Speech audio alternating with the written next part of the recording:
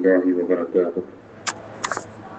الحمد لله والصلاة والسلام على رسول الله وبعد. أعوذ بالله من الشيطان الرجيم. إنما يخشى الله من عباده العلماء.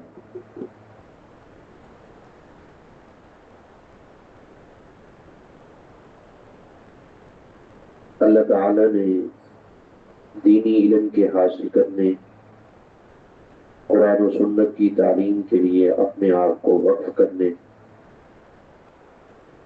اور دین کی سمجھ حاصل کرنے، ان کاموں کو اللہ کے ہاں ایک انتہائی عظیم عمل قرار دیا ہے۔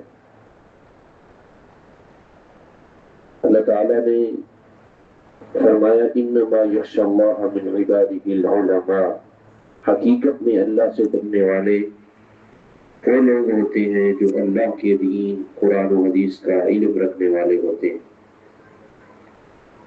اللہ تعالیٰ نے علم شرعی میں مہارت رکھنے والوں کا ذکر اپنے اور اپنے فرشتوں کے ساتھ کیا ہے۔ فرمایا شہد اللہ انہ لا الہ الا هو والملائکۃ واولو العلم قائما بالقسط۔ اللہ تعالیٰ، اللہ کے فرشتے اور علماء اس بات کی گواہی دے رہے ہیں کہ اللہ کے علاوہ کوئی معبود برحق نہیں، یعنی اللہ نے اپنے نام کے ساتھ اور فرشتوں کے ساتھ علماء کا تذکرہ کر کے علم اور علماء کا مقام بیان کیا۔ دنیا میں واحد چیز ہے جس کے بارے میں اللہ تعالیٰ نے یہ ہمیں سکھایا ہے کہ اس کے اضافے کا، بڑھوتری کا اور اس میں برکت کا تم سوال کیا کرو، وہ چیز ہے علم۔ وَقُلْ رَبِّ زِدْنِي عِلْمًا۔ صرف ایک چیز زیادہ مانگنے کا اللہ نے اپنے محبوب پیغمبر کو حکم دیا ہے، اور وہ دین کا علم ہے۔ دینی علم اللہ تعالیٰ جس کو عطا کرتا ہے اس کو قرآن و حدیث صحیح سمجھ آتا ہے۔ فرمایا وَمَا يَعْقِلُهَا إِلَّا الْعَالِمُونَ۔ سورہ عنکبوت میں فرمایا علم والے ہی اسے صحیح طرح سمجھتے ہیں۔ اللہ تعالیٰ نے یرفع اللہ الذین آمنوا منکم والذین اوتوا العلم درجات، اہل ایمان اور علم والوں کو بلند درجات عطا فرمائے ہیں۔ یہ قرآن کریم کے چند مقامات جن میں خالق کی کائنات نے علم اور علماء کی فضیلت، منفعت، عظمت، شان اور رفعت کو بلند کیا ہے۔ حدیث میں آتا ہے اللہ کے نبی فرماتے ہیں من یرد اللہ بہ خیرا یفقہہ فی الدین۔ اللہ اپنے بندوں میں سے جس انسان سے خیر کا ارادہ فرما لے، بھلائی کا ارادہ فرما لے، اچھائی کا ارادہ فرما لے، تو اللہ اسے دین اسلام کی سمجھ اور دین کا علم عطا فرما دیتا ہے۔ علم میں اللہ فہم عطا فرما دیتا ہے۔ علم دین ایک ایسی چیز ہے، نبی اسلام فرماتے دنیا میں صرف دو بندے ہیں جن پر رشک کیا جا سکتا ہے، غیبتہ کیا جا سکتا ہے، یہ سوچ اور فکر بنائی جا سکتی ہے کہ اے اللہ جیسے تو نے انہیں عطا کیا ہمیں بھی عطا کر، اور ہم بھی اسی طرح اسی کام میں لگے رہیں۔ صحیح البخاری کی حدیث ہے، آپ فرماتے ہیں لا حسد الا بسنتین، صرف دو انسان ہیں جن پر رشک کرنا درست ہے، جن کے بارے میں یہ طرف اور خواہش رکھنا درست ہے اللہ جیسے انہیں بنایا ہمیں بھی بنا دے۔ ان میں سے پہلا انسان ہے رجل آتاہ اللہ مالا فسلطہ علی ہلکتہ فی الحق، ایسا انسان جس کو اللہ نے مال عطا کیا اور وہ اس مال کو اللہ کے راستے میں خرچ کرنے پر مسلط ہو گیا۔ اس کو ہر وقت یہی فکر دامن گیر رہتی ہے کہ اس مال کے ذریعے خرچ کر کے میں اللہ کو کیسے راضی کر سکتا ہوں۔ دوسرا وہ آدمی ہے آتاہ اللہ الحکمت فہو یقضی بہا ویعلمہا، جس کو اللہ نے شریعت کا علم عطا کیا، وہ اس کے مطابق فیصلے کرتا ہے اور تعلیم دیتا ہے۔ یعنی علم دین ایک ایسا علم ہے جس کو آپ دیکھیں کہ وہ علم شرعی میں مہارت تامہ رکھتا ہے، اس پر رشک کرنا چاہیے، اس کے جیسے بننے کی خواہش کرنی چاہیے اور اللہ کے سامنے اس کے جیسے ہونے کی استدعا کرنی چاہیے۔ دینی علم ایسا علم ہے بندہ دنیا سے چلا جاتا ہے لیکن اس کا اکاؤنٹ نیکیوں والا جاری رہتا ہے، صدقہ جاریہ کے طور پر یہ علم شرعی اس کے لیے مرنے کے بعد بھی نفع کا، اجر کی بڑھتری کا اور درجات کی بلندی کا، آخرت کی کامیابی کا ذریعہ بنتا رہتا ہے۔ صحیح البخاری اور صحیح مسلم کی حدیث ہے، رسول اکرم صلی اللہ علیہ وسلم فرماتے ہیں اذا مات الانسان انقطع عنه عمله، جب بندہ فوت ہوتا ہے اس کے سارے اعمال کا سلسلہ ختم ہو جاتا ہے۔ ہاں تین چیزیں ہیں جو اسے فائدہ دیتی رہتی ہیں، صدقہ جاریہ یا علم نافع یا نیک اولاد جو اس کے لیے دعا کرے۔ یاد رہے صحابہ کرام نے ایک ایک حدیث کی خاطر، ایک ایک آیت کی خاطر، ایک ایک مسئلے کی خاطر بڑے سفر کیے تھے۔ حضرت ابو درداء رضی اللہ تعالیٰ عنہ کے پاس دمشق میں مدینہ طیبہ سے ایک بندہ صرف اس لیے گیا تھا کہ ایک حدیث یاد کرنی ہے۔ ایک حدیث کو سننے کے لیے مدینہ طیبہ سے ایک بندہ گیا ابو درداء کے پاس دمشق کے شہر میں، اور وہاں صرف ایک حدیث حاصل کرنا مقصود تھی۔ کیوں؟ علم کی یہ فضیلت ہے۔ نبی اسلام فرماتے ہیں من سارک طریقا یلتمس فیہ علما سہل اللہ بہ طریقا الی الجنہ، جو علم کے راستے پر چلتا ہے، علم کے راستے پر چلتا ہے، اللہ تعالیٰ اس کے ذریعے اس کے لیے جنت کا راستہ آسان فرما دیتا ہے۔ سیدنا ابو سعید خدری کہتے ہیں رسول اللہ صلی اللہ علیہ وسلم نے فرمایا لن یشبع المؤمن من خیر یسمعه حتی یکون منتہاہ الجنہ۔ بعض اوقات ہمیں ہوتا ہے دو تین آیتیں کی تفسیر پڑھ لی، گولڈ میڈل حاصل کر لی یا ٹرافی حاصل کر لی، دو چار آیتیں ہمیں آ گئیں، حدیثیں آ گئیں، ہم سمجھنے لگ جاتے ہیں اب تو ہم بہت بڑے عالم بن گئے ہیں، نالج بہت زیادہ ہے ہمارے پاس، ہم فقیہ ہیں۔ نہیں، نبی علیہ السلام نے ایک مومن کا وتیرہ اور طریقہ بیان کیا ہے، فرمایا لن یشبع المؤمن من خیر، مومن بندہ، مومن عورت، مومنہ عورت، مومن مرد علم کی باتیں سننے سے کبھی سیر نہیں ہوتا، اس کا پیٹ نہیں بھرتا، اس کی حرص اور لالچ علم کے حصول کے لیے ختم نہیں ہوتی۔ کب تک؟ اللہ کے نبی فرمایا علم حاصل کرتے کرتے جوانی، بچپن، لڑکپن، جوانی، قوت شباب، بڑھاپا سب کچھ گزر جاتا ہے، حتی یکون منتہاہ الجنہ، یہ جامع ترمذی کی حدیث ہے، فرمایا یہاں تک کہ وہ جنت میں داخل ہو جاتے ہیں۔ اطلب العلم من المہد الی اللحد، فرمایا علم کو ماں کے پیٹ سے آنے کے بعد بچے کے پنگوڑے سے لے کر قبر تک حاصل کرو، حاصل کرتے رہو، علم کی کوئی کنارہ نہیں، جتنا زیادہ حاصل کرو گے اتنا مزید ذوق اور شوق بڑھے گا۔ حضرت عبداللہ بن مسعود رضی اللہ تعالی عنہ ایک دن کوفہ کے منبر پر کھڑے ہو کر فرماتے ہیں اللہ کا فضل ہے عبداللہ بن مسعود پر، قرآن مجید کی کوئی آیت، سورت ایسی نہیں جس کے بارے میں مجھے علم نہ ہو کہ یہ کہاں کہاں نازل ہوئی، کس مسئلے کے بارے میں نازل ہوئی۔ اللہ اکبر، اتنے بڑے عالم حضرت عبداللہ بن مسعود رضی اللہ تعالی عنہ، لیکن اتنے علم کے باوجود مزید علم کی طرف دیکھیے۔ فرماتے ہیں جامع ترمذی میں روایت آتی ہے کہ اگر مجھے پتہ چل جائے کہ دنیا کے کسی کونے میں، دنیا کے کسی ملک میں کوئی ایسا عالم رہتا ہے جس کے پاس کسی آیت کے متعلق وہ علم ہے جو میں عبداللہ بن مسعود کے پاس نہیں ہے، تو اگر اس عالم تک اونٹ پہنچا سکتے ہوں تو میں وہاں جاؤں گا اور علم لے کر آؤں گا۔ یہ ہے صحابہ کرام کا ذوق علم اور شوق دینی علم۔ ایک صحابی ہے حضرت سلیط رضی اللہ تعالی عنہ، سین لام یا قوا، رسول اللہ صلی اللہ علیہ وسلم نے انہیں ایک قیمتی باغ گفٹ دیا، وہ اس کی دیکھ بھال میں مصروف ہو گئے۔ شام کے وقت جب شہر میں آتے لوگ بتلاتے کہ آج ہم نے اللہ کے رسول سے اتنی حدیثیں سنی ہیں، اتنے مسئلے اللہ کے نبی نے ہمیں سمجھائے ہیں۔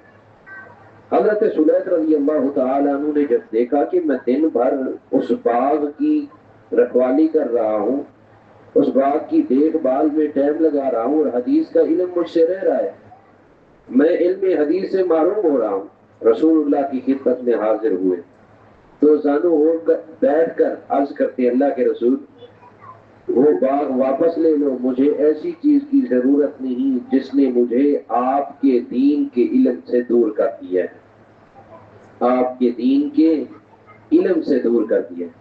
صحیح البخاری میں حدیث آتی ہے، حضرت عمر فرماتے ہیں مجھے نبی علیہ السلام کی حدیثیں سیکھنے کا بھی بڑا شوق تھا، دینی علوم میں مہارت تامہ حاصل کرنے کا بڑا شوق تھا، دوسری طرف گھریلو معاملات، معاشی پریشانیاں اور گھر کے اخراجات بھی میری ذمہ داری تھی۔ اس لیے حوالی مدینہ کہ ایک بندے بنو امیہ خاندان کے انصاری صحابی سے میں نے ایک ایگریمنٹ کر لکھا تھا، معاہدہ طے کر رکھا تھا کہ ایک دن تو نے ذریعہ معاش تلاش کرنا ہے، میں نے اللہ کے نبی سے حدیثیں سیکھنی ہے، رات کو جب واپس آئیں گے آپ نے اپنی معیشت میں مجھے شریک کرنا ہے، میں نے اپنے علم میں تجھے شریک کرنا ہے، وہ حدیثیں میں آپ کو یاد کراؤں گا اور آپ نے اپنے فائدے میں مجھے شریک کرنا ہے۔ دوسرے دن جب میں جاؤں گا آپ نے حدیثیں سیکھنی ہیں، میں کما کر آؤں گا، آدھا کر لیں گے اور حدیثیں سکھا لیں گے آپ۔ یعنی پاری مقرر کی تھی، ایک دن عمر بن خطاب حدیث سیکھنے جاتے، ایک دن کاروبار کے لیے جاتے، دوسرے دن انصاری صحابی حدیث سیکھتا اور حضرت عمر کاروبار پر جاتے۔ سفیان ثوری رحمۃ اللہ علیہ بہت بڑے تابعی، محدث اور مفسر تھے، ان کی والدہ محترمہ انہیں دین پڑھنے کے لیے روانہ کرتی اور کہتی بیٹا بے فکر ہو کر دین پڑھنا، معاش کی فکر میں نہ پڑھنا، میں چرخہ کاٹ کے چرخہ چلا کر کے تیری ضرورتیں پوری کروں گی۔ یہ ہے قرآن و حدیث کا علم، پڑھنے کا ذوق اور شوق۔ بہت ساری باتیں کی جا سکتی ہیں لیکن ہمیں پتہ چلتا ہے کہ دین کا علم جتنا زیادہ ہو اتنا زیادہ ذوق ہونا چاہیے، جتنا زیادہ ہمیں شرعی علم کا معلومات مل جائے اتنا زیادہ ہمیں طرف ہونی چاہیے۔ سلف صالحین اپنا سب کچھ قربان کرتے، بعض سلف نے اپنے گھر کی چھت کی کڑیوں تک بھیج دی دین کا علم سیکھنے کے لیے، بعض نے اپنے کپڑوں تک بھیج دیے دین کا علم سیکھنے کے لیے، بعض نے احادیث کے لیے بڑا سفر کیا۔ ابو زرع راضی رحمۃ اللہ علیہ فرماتے ہیں ایک دن اپنے شاگردوں کو کہ میں نے 3000 میل، 3000 میل، ایک میل 2.5 کلومیٹر کا ہوتا ہے، اس سے آپ اندازہ لگائیں غالباً یہ 7500 7500 کلومیٹر سفر بنے گا۔ 3000 میل پیدل سفر کیا ہے دین کا علم حاصل کرنے کے۔ ایک بھلا مانے شاگرد تھا، پوچھنے لگا ثم ترکتا، 3000 میل یعنی 7500 کلومیٹر سفر پیدل کرنے کے بعد آپ نے پھر محنت چھوڑ دی؟ فرمانے لگے ثم ترکت العد، پھر میں نے گننا چھوڑ دیا۔ میں نے کہا کیا کرنا ہے آپ گن کر کے، بس اب ایسے ہی چلتے رہتے ہیں۔ امام ابو حاتم الرازی رحمۃ اللہ علیہ فرماتے تھے 3 بر اعظم کا میں نے سفر کیا ہے، 3 بر اعظم۔ آج کل اتنی سہولیات ہیں، اس دور میں تو سہولیات بھی نہیں ہوتی تھی۔ آج کل اتنی سہولیات کے باوجود کوئی بندہ اپنی معاشی معاملات کے لیے ہی، وزٹ کے لیے ہی 3 بر اعظم کا سفر کیا ہو؟ نہیں، 3 بر اعظم کا میں نے سفر کیا حدیث کے حصول کے لیے اور قرآن حدیث کے علم کے لیے۔ اتنا بڑا علم، علم کے سمندر، بہت بڑا علم۔ امام عامر الشعبی رحمۃ اللہ علیہ صحیح البخاری کی حدیث ہے، ایک دن اپنے شاگردوں کو حدیث سناتے ہیں، فرماتے ہیں اس کو مفت میں لے لو، تمہیں کوئی خرچہ نہیں دینا پڑ رہا، لیکن اس سے چھوٹی حدیث کی خاطر ہم 3 دن سفر کرتے تھے، 3 دن سفر کرتے تھے اور اس سے چھوٹی حدیث کے لیے ہم قربانیاں دیا کرتے تھے۔ قرآن کریم کا علم پھر ان علوم میں سے سب سے افضل، ارفع اور سب سے اعلیٰ علم ہے، سب سے بہترین علم ہے قرآن کریم کا علم۔ اس کے لیے بندے کو کوشش کرنی چاہیے کہ اللہ تعالیٰ نے اپنی آخری اور ابدی کتاب اور اپنے آخری اور ہمیشہ کے پیغام قرآن مجید کے لیے اس امت کا انتخاب کیا ہے۔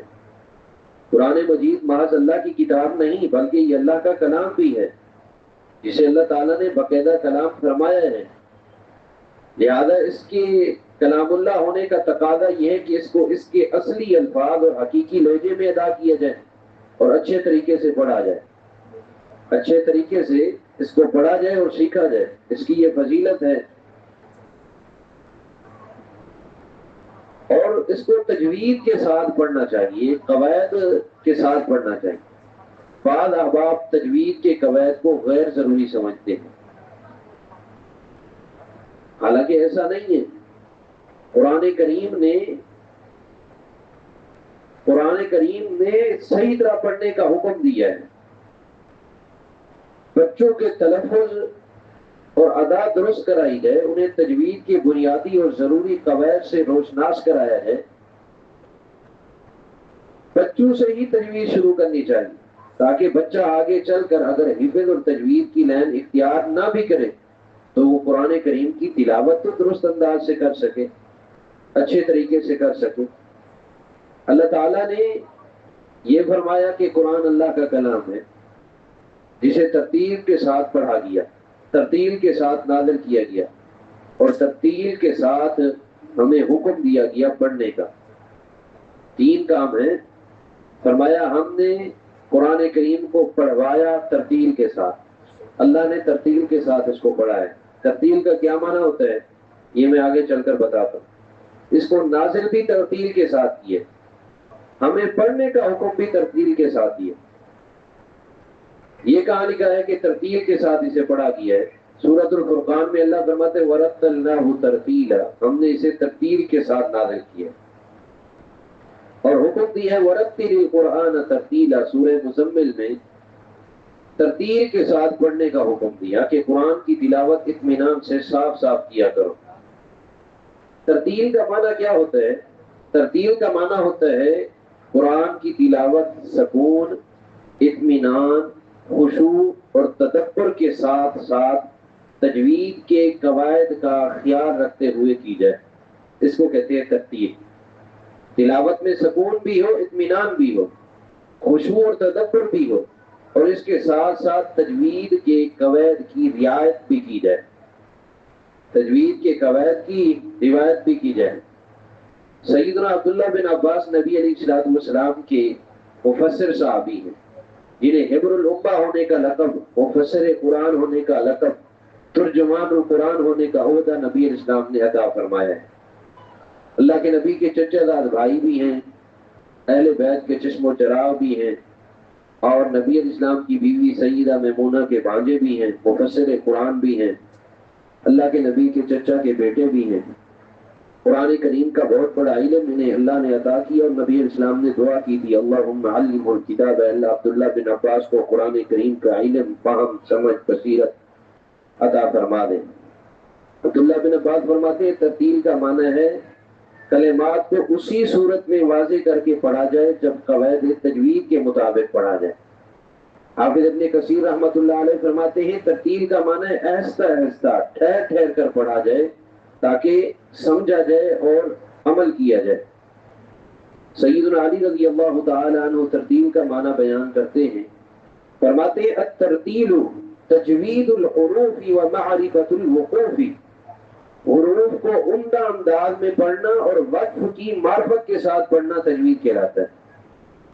سیدنا انس رضی اللہ تعالی عنہ سے کسی نے نبی علیہ السلام کی قرات کے بارے میں پوچھا تھا، تو انس کہنے لگے نبی علیہ السلام الفاظ پر خوب مد کیا کرتے تھے، اچھے طریقے سے پڑھتے تھے۔ سیدنا انس نے پھر آیت بسم اللہ الرحمن الرحیم پڑھ کر سنائی جس میں لفظ اللہ پر، لفظ رحمان پر، لفظ رحیم پر مد کی۔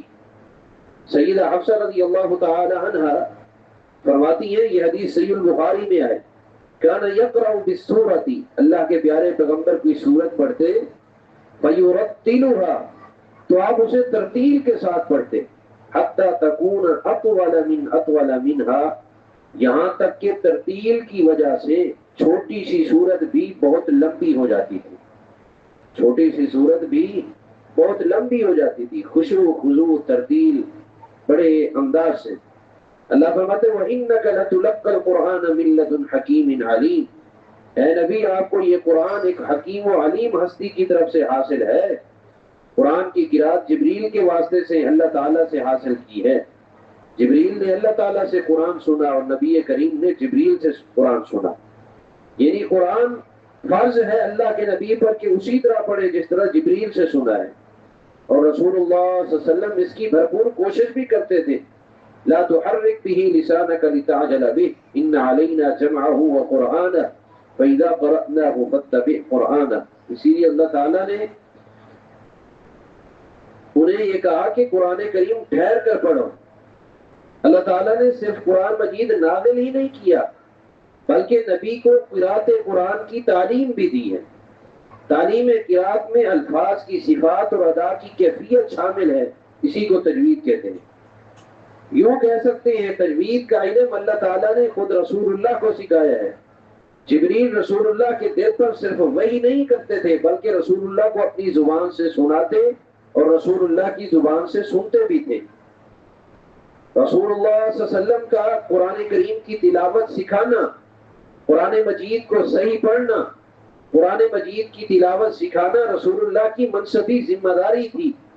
اللہ نے فرمایا رسول یتلو علیکم آیات اللہ مبینات، اللہ نے ایسا رسول بھیجا ہے جو تمہارے سامنے اللہ کی واضح آیات پڑھ کر سناتا ہے۔ آیات پڑھ کر سنانے میں قرآن مجید پڑھنے کے اصول و ضوابط بھی شامل تھے۔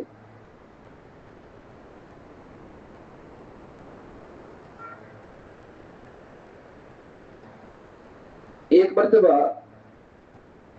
طبرانی کبیر کی حدیث ہے، حضرت عبداللہ بن مسعود رضی اللہ تعالی عنہ کسی شخص کو قرآن کریم پڑھا رہے تھے۔ اس بندے نے انما الصدقات للفقراء میں فقراء کے لفظ کو مد کے بغیر پڑھا تو سیدنا عبداللہ بن مسعود نے فرمایا حضور کریم صلی اللہ علیہ وسلم نے مجھے اس طرح نہیں پڑھایا ہے۔ اس نے پوچھا نبی علیہ السلام نے آپ کو پھر کس طرح پڑھایا؟ عبداللہ بن مسعود نے آیت پڑھی اور فرمایا للفقراء پر مد کرنی پڑے گی، جیسے نبی علیہ السلام نے پڑھایا ویسے پڑھنا پڑے۔ پتہ چلا کہ صحابہ کرام حرف یا حرکت کے چھوٹنے یا بدلنے پر نہیں، صرف مد کے چھوڑنے پر بھی ٹوکا کرتے تھے۔ حرف چھوٹ جائے، حرکت چھوٹ جائے یہ نہیں، مد چھوٹ جائے اس پر بھی ٹوکا کرتے تھے۔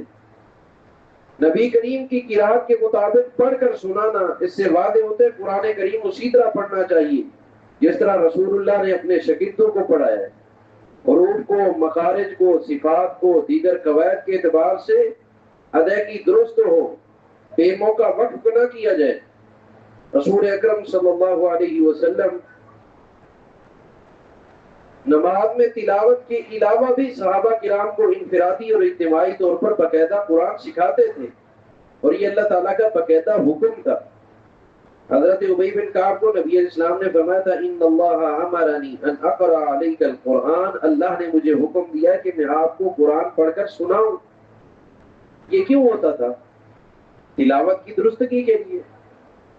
حضرت علی رضی اللہ تعالی عنہ کا قول ہے، فرماتے ہیں ان اللہ ورسولہ یأمرکم ان تقرؤوا کما علمتم، رسول اللہ نے تمہیں حکم دیا کہ اس طرح قرآن پڑھو جس طرح تمہیں سکھایا گیا ہے، جس طرح تمہیں سکھایا گیا۔ اللہ تعالیٰ نے نیک لوگوں کی یہ خوبی بیان کی ہے الذین آتیناہم الکتاب یتلونہ حق تلاوتہ، اللہ فرماتے ہیں جن لوگوں کو ہم نے کتاب دی ہے وہ اس کی تلاوت کرتے ہیں جس طرح اس کی تلاوت کا حق ہے۔ اولئک یؤمنون بہ، یہی لوگ در حقیقت ایمان لانے والے۔ حق کی تلاوت کیا ہے؟ سیدنا عبداللہ بن مسعود فرماتے ہیں والذی نفسی بیدہ، اس ذات کی قسم جس کے ہاتھ میں میری جان ہے، قرآن کریم کی تلاوت کا حق کیا ہے؟ فرمایا ان یحل حلالہ، سب سے پہلے بندہ قرآن کے حلال کو حلال سمجھے۔ قرآن نے جس کو حلال نہیں کیا وہ اس کو حلال نہ سمجھے۔ دیکھنے والی چیزوں میں، بولنے والی چیزوں میں، سننے والی چیزوں میں، سوچنے والی چیزوں میں، کھانے والی چیزوں میں، پینے والی چیزوں میں جس کو قرآن نے حلال کیے اسی کو حلال سمجھے۔ یہ ہے نیک لوگوں کی خوبی۔ فرمایا قرآن کریم کی تلاوت کا دوسرا حق ہے وَيُحَرِّمُ حَرَامًا، حرام کو حرام سمجھے۔ تیسرا حق ہے وَيَقْرَأُهُ كَمَا أَنزَلَهُ، قرآن کریم کی تلاوت اسی طرح کرے جس طرح اللہ نے نازل کیا ہے۔ چوتھا حق ہے وَلَا يُحَرِّفُ الْكَلِمَ عَن مَّوَاضِعِهِ، قرآن کریم کے کسی حرف کو اس کے مخرج سے پھیرے نہ، ویسے ادا کرے جیسے مخرج ہے۔ پانچواں حق ہے وَلَا يَتَأَوَّلُ مِنْهُ شَيْئًا عَلَى غَيْرِ تَأْوِيلِ، اس کی تفسیر میں تعویل نہ کرے، اس کی تفسیر میں تعویل نہ کرے۔ اللہ تعالیٰ نے یہ بات سمجھائی ہے کہ قرآن کریم کو پورے اہتمام کے ساتھ سیکھنا چاہیے، سمجھنا چاہیے اور اس پر عمل کرنا چاہیے۔ حضرت عبداللہ بن مسعود فرمایا کرتے تھے لا تنصروہ نصر الرمل، اللہ کے بندو ریت کی طرح قرآن کو نہ پھیلاؤ، ولا تحضوہ حد الشعر، اور نہ شعروں کی طرح قرآن کو بے ادبی سے پڑھو، وحرکوا بہ القلوب، اس کی بات پر غور کر کے دلوں میں اثر لیتے جاؤ، ولا یکن ہم احدکم آخر السورہ، اس میں دوڑ نہ لگاؤ کہ جلد سورت ختم ہو اور بات ختم ہو، فرمایا نہیں بلکہ خیال کرنا چاہیے۔ قرآن کریم کی ترتیل کا کتنا اہم نقطہ ہے تجوید کے ساتھ پڑھنے کا، کہ اللہ کے نبی صلی اللہ علیہ وسلم فرماتے ہیں قرآن کے قاری سے قیامت والے دن کہا جائے گا کہ پڑھتا جا اور چڑھتا جا، اقرأ ورتل، ٹھہر ٹھہر کے پڑھ، ترتیل سے پڑھ، جیسے دنیا میں ترتیل سے پڑھا کرتا تھا، تیرا درجہ وہ ہے جہاں تیری تلاوت ختم ہوگی۔ اسی وجہ سے سیدنا انس بن مالک رضی اللہ تعالیٰ عنہ فرمایا کرتے تھے رب تالٍ للقرآن او قارئ للقرآن والقرآن یلعنہ، بعض اوقات ایسا بھی ہوتا ہے کہ ایک شخص قرآن کی تلاوت کر رہا ہوتا ہے جبکہ قرآن اس پر لعنت بھیج رہا ہوتا ہے کہ تو نے مجھے ایسے ہی پڑھنا تھا، توڑ مروڑ کر کے صحیح کر کے نہیں پڑھنا تھا۔ اسی لیے سلف صالحین کہتے ہیں قرآن کریم کو ترتیل کے ساتھ پڑھنا ضروری ہے۔ امام ابن جزری رحمۃ اللہ علیہ نے اسی کی طرف اشارہ کرتے ہوئے فرمایا والأخذ بالتجوید حتم لازم من لم يجود القرآن حاتم لأنه به الإله أنزل وهكذا منه إلينا وصل، تجوید کا علم حاصل کرنا ضروری ہے اور لازم ہے، جو شخص تجوید سے قرآن نہ پڑھے وہ گناہگار ہے، کیونکہ اللہ نے تجوید ہی کے ساتھ اس کو نازل فرمایا ہے اور اسی طرح آپ صلی اللہ علیہ وسلم سے ہم تک پہنچایا ہے۔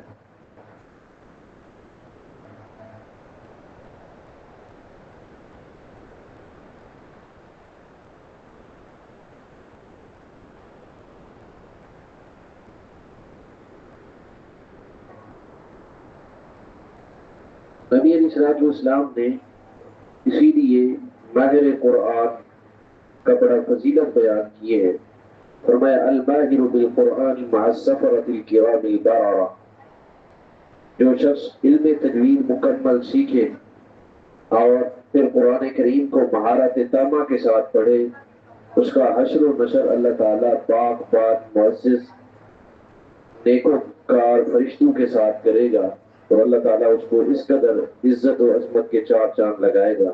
اللہ تعالیٰ ہمیں قرآن کریم کے ساتھ علم شرعی کے ساتھ جڑے رہنے اور علم شرعی کو اہمیت دینے اور قرآن کریم کو تجوید کے ساتھ سیکھنے سمجھنے کی توفیق عطا فرمائے۔ وہ مائیں بہنیں مبارکباد کی مستحق ہیں جنہوں نے آج قرآن کریم کی تکمیل کی ہے، تجوید کی تکمیل کی ہے اور قرآن کریم کو سیکھا سمجھا ہے۔ اللہ ہمیں اس کے سیکھنے کے ساتھ سمجھنے کے ساتھ اس کے احکام پر عمل کرنے کی، اس کے ساتھ زندگی کے تمام امور و معاملات میں روشنی حاصل کرنے کی توفیق عطا فرمائے، اور اللہ تعالیٰ آپ سب کی نیک تمناؤں کو آرزوں کو پوری فرمائے۔ اللہ پریشان حال کی پریشانیوں کو دور فرمائے، بیماروں کو شفائے کاملہ عاجلہ عطا فرمائے۔ اللہ تعالیٰ اس ادارے کے بانیان کو اپنی رحمت کے صحبا میں لپیٹ لے۔ اللہ تعالیٰ جو فوت ہو گئے ہیں ان کی قبروں کو جنت کا باغ بنائے اور ان کی قبروں کو تحت نگاہ فراہم فرمائے، اور جو زندہ ہیں اللہ ان کو صحت و سلامتی اور عافیت والی زندگی نصیب فرمائے۔ ہماری ماؤں کو بہنوں کو صحت و عافیت سے رکھے، ہر قسم کی پریشانی سے محفوظ فرمائے۔ اللہ تعالیٰ ہر قسم کے فکروں سے محفوظ فرمائے، قرآن و حدیث کے علم اور علوم شرعیہ کے ساتھ جڑے رہنے کی توفیق عطا فرما دے۔ اقول قولی ھذا وآخر دعوانا ان الحمد للہ رب العالمین۔ سوالات ہیں تو پوچھ سکتے ہیں۔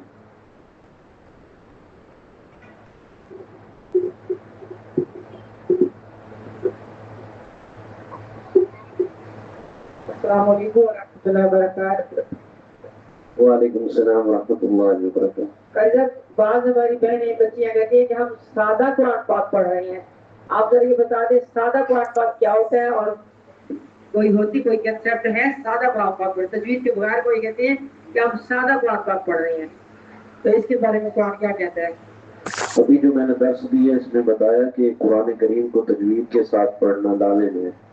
تجوید کے معنی یہ ہے کہ ترتیل کے ساتھ اور پورے حروف کی ادائیگی کے ساتھ.